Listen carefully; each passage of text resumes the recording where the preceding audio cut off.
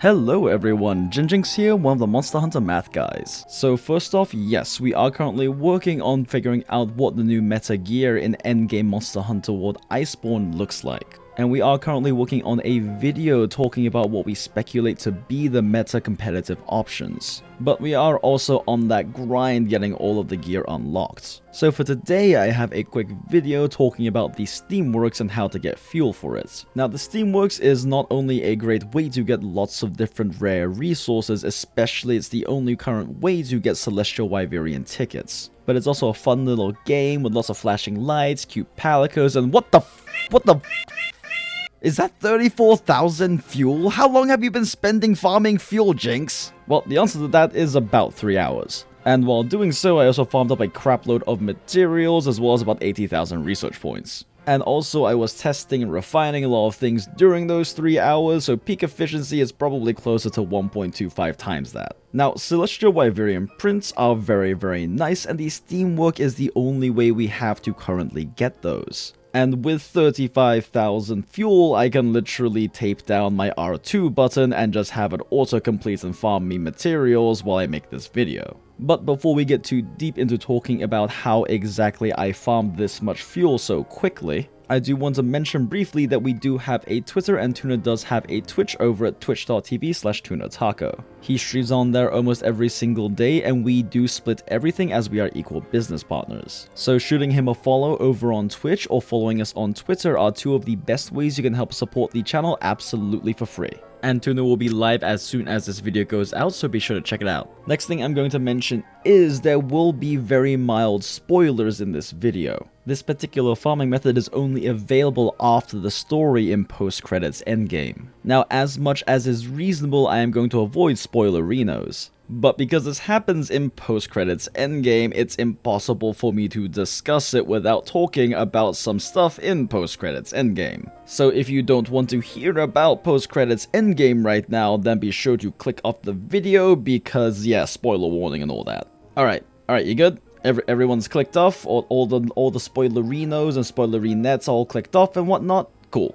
Alright, so the particular method we're going to be discussing today involves using the guiding lands, which is of course the post-credits endgame area. Now this area is where you get access to mining deposits that hold very nice dragon vein coal deposits. So let's just briefly explain the mechanics behind how these work. So there are two kinds of special gathering points in the guiding lands. These are ore mining deposits and bone piles. Now these ore mining deposits and bone piles function a bit differently from how they do in other areas of the game. First off, visually they look very different and they're always attached to a wall. The mining deposits are very big, blue, have a little sphere in the center and have all of these little crystals jutting out of it. And the bone piles stand up alongside the wall and have these little spines coming out of the left side and these little nubs coming out the right side. These also do not appear on your map until your scout flies notice them because you're right next to them. And once you fully harvest them, they disappear from your map. They do not remain on your map like other gathering points do.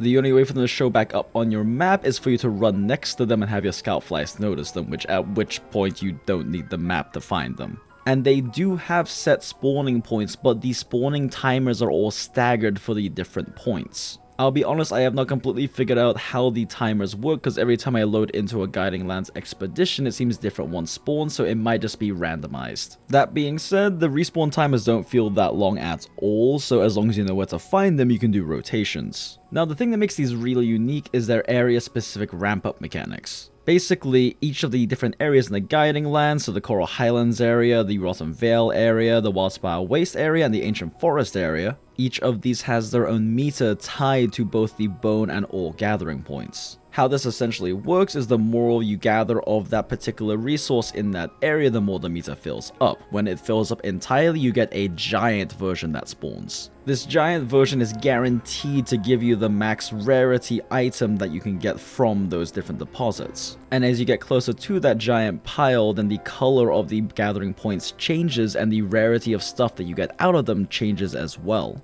Once you hit the final red tier, mining deposits will be dropping buckets of dragon vein coal chunks which are worth 500 fuel each. They also have a chance of dropping that max rarity guiding crystal or bone that you're looking for from the giant versions. Unfortunately, once the giant version spawns, it then resets the meter to a little under a third of the max amount. So you only get to do a few rotations of red ore before it resets back down to yellow. And yes, this reset happens regardless of whether you have harvested the giant version or not. I was hoping that if you didn't harvest the giant version, it would lock it at max and not reset it, but it still resets it regardless. All you're doing is missing out on the giant version. One final note, both the ore and the bone piles can give you account items of 250 or 750 research points each, which is how I got 80,000 research points while doing all of this. Alright, cool, so we know that we want to be farming up these guiding lands mining points to get lots of coal, and might as well hit up the bones while we're at it because we can get research points and lots of materials from it.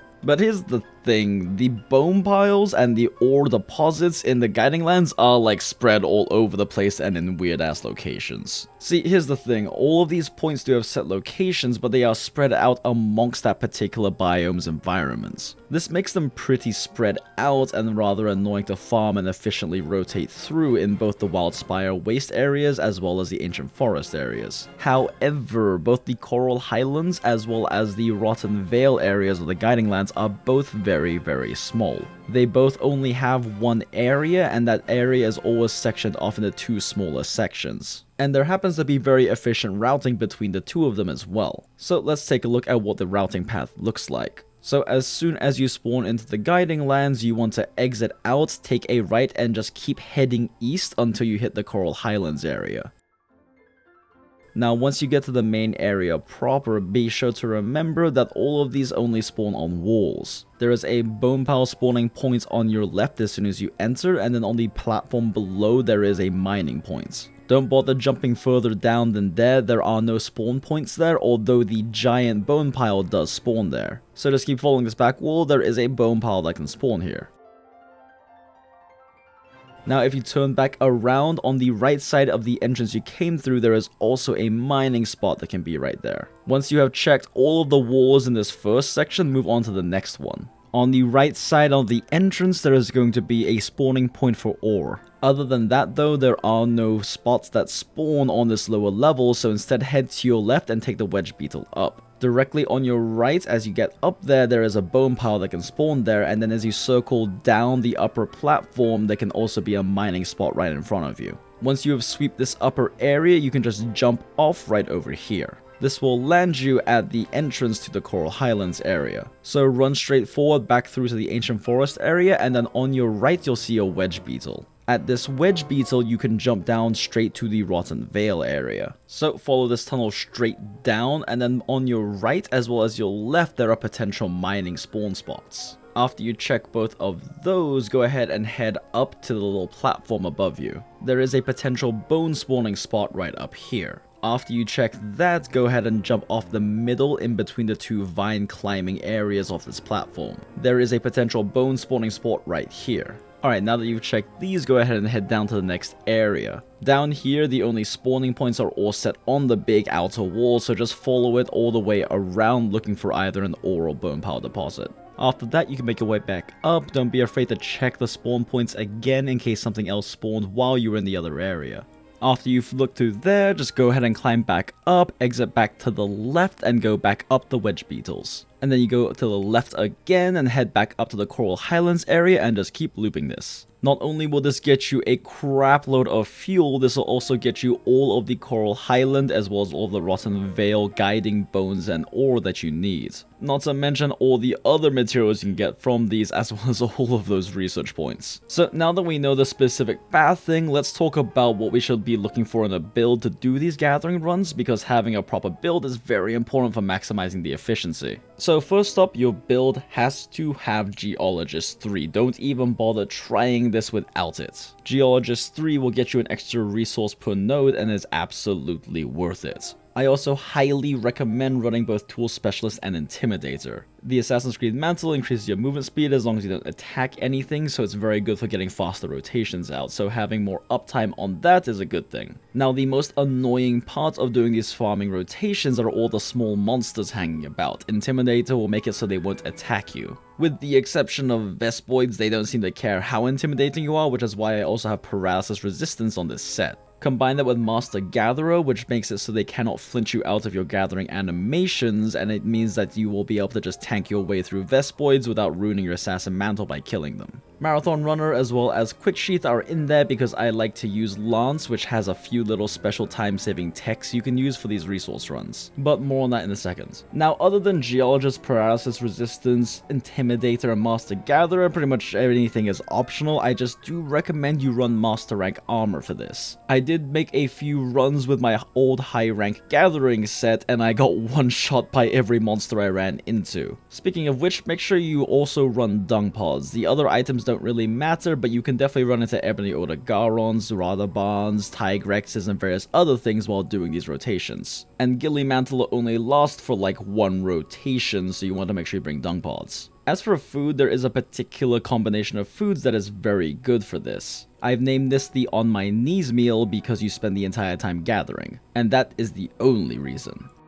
This basically runs Feline Exchanger as well as Feline Harvester. These come from the special drinks you can get in high rank. Feline Exchanger increases the resource points you get by 20%, which is really nice. Feline Harvester increases the spawn rates of special gathering points. However, I'm not 100% certain it works with these particular spawn points. When I did runs with and without Harvester, I honestly can't say I noticed a difference in the timings for the spawn rates. But there's no other 2-level skill to eat for, so might as well just in case it helps. Also, if you do cart and lose these, don't worry. When you're in a Guiding Lands expedition, harvesting the materials you are going to spend this whole time farming is how you refresh the ingredients at the canteen. And Feline Exchanger works even if you only eat it right before returning from the expedition. So if you cart, don't worry, the ingredients will be sure to have been refreshed and you can just eat for it again. Alright, let's finish this up by just covering a few time-saving tips that you can make use of if you use Lance. So obviously, using the Lance's charge is going to be a fast way from getting from one point to another. However, there are 2 Lance mechanics you may not be aware of that can get you there even faster.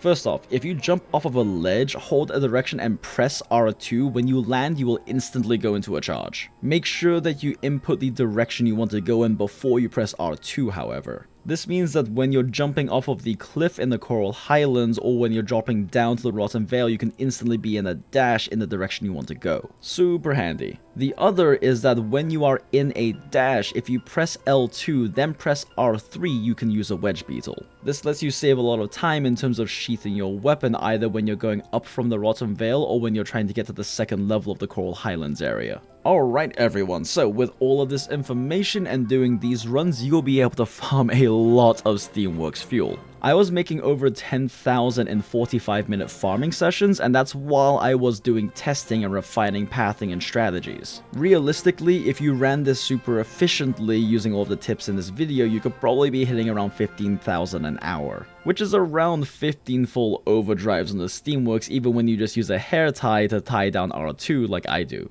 Now, even though we do have an insane amount of fuel now, it's still a rather low chance of getting Celestial tickets per run when you're just putting in random combinations. However, there is a certain genius over on our Discord server who may have figured out the pattern for the Steamworks. So a little bit more research into that is necessary, but it's very possible we'll have a video explaining exactly how to find the pattern for the Steamworks coming out soon. Either way, thank you so much for watching the video. If you use the information in this video to get buckets of fuel for the Steamworks, be sure to like the video and let us know how much in the comment below. And of course, if you have any friends who would be interested in learning this information, don't forget to share the video with them. Thank you as always to Honey over at honeyhunterworld.com for creating and maintaining the tools we use to make sets with. And if you're interested in hanging out or finding some like-minded hunters to hunt in either PC, Monster Hunter World, or Iceborne with, be sure to check out our Discord server, the Mathalos Nest. Don't forget to follow us on Twitter where we do post updates about videos and various things that interest us, and be sure to check out Tuna over on Twitch. He streams almost every single day and has been doing a lot of Sword and Shield action over on Iceborne. And of course, none of this would be possible without the generosity of our patrons. And an especially big thank you to our new patrons Matt Thompson, Scott Dobros, and Yu Mumu, which I am told by Google Translate means rain curtain, but I'm a bad Chinese boy and I don't speak Chinese. Anyway, plenty more videos on the way for you guys. We're going to be discussing what we think the meta is going to look like. We're going to see if we have figured out what the Steamworks mechanics are and all of that good jazz. So if you want to see all of those the moment they come out, be sure to subscribe, hit the notification bell, and YouTube will let you know as soon as they do. Happy hunting, hunters. We'll see you guys in the next one. Bye!